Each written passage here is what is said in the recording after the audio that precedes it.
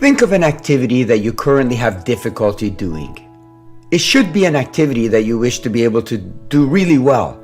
It could be anything, such as going to the gym, walking, yoga, tennis, cooking, playing with the kids, or intimacy with your partner, or whatever you desire. Have you decided the activity yet? If not, just pause the video and restart it when you've decided on a specific activity that you really want to be able to do. As of today, how would you rate your satisfaction with your ability to do that activity? 0% being that you're very dissatisfied or not satisfied at all, and 100% being you're perfectly satisfied with your current ability to do that activity. If you need time to think about it, then simply pause this video to come up with a percentage somewhere between 0 and 100%. Let's assume that you ideally would like to be able to walk briskly for 1 hour. But as of now, you can only tolerate 10 minutes of slow walking before needing to rest or sit down.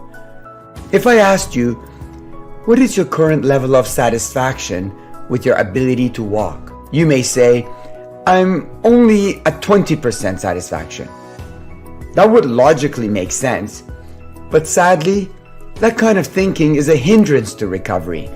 If you feel dissatisfied with your ability to do something that you normally enjoy, such as walking, it will inevitably bring you a sense of self-disappointment, a sense of failure, a sense that you should be better than who you are today.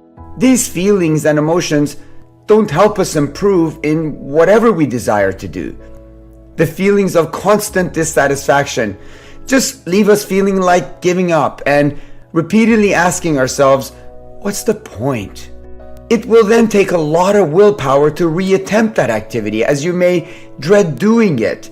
Since you're not satisfied with your current ability to do it, you're unlikely to truly savor and enjoy doing the activity.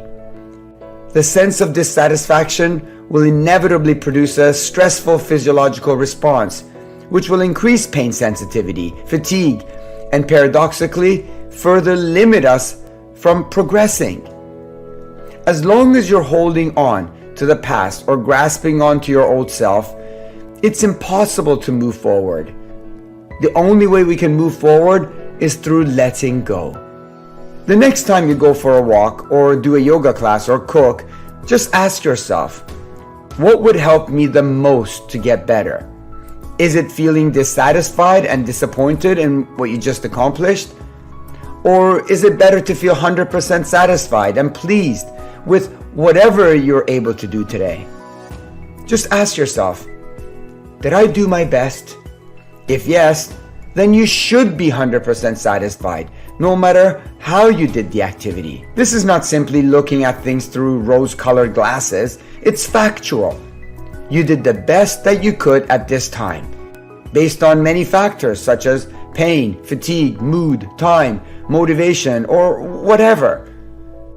No one on earth can do more than what they can actually do. When you're hard on yourself doing an activity that you're supposed to be enjoying, your brain will automatically predict dissatisfaction while doing it, associating it with stress, anxiety, and misery. So, if you can only walk for 10 minutes right now, and you feel that you did your best, then there's no reason to not be 100% satisfied. There is no end game to being satisfied. Some can run a marathon in 3 hours, and they're still dissatisfied as they wish to be able to run even faster, while another person can walk a few steps on their own with a walker from their bed to the toilet, and they're over the moon and are very satisfied. You see, satisfaction has nothing to do with what we attain or what we can actually do, but has everything to do with our view of ourselves at a moment in time. Satisfaction is a state of inner contentment where you sense at this moment your desires and needs are met.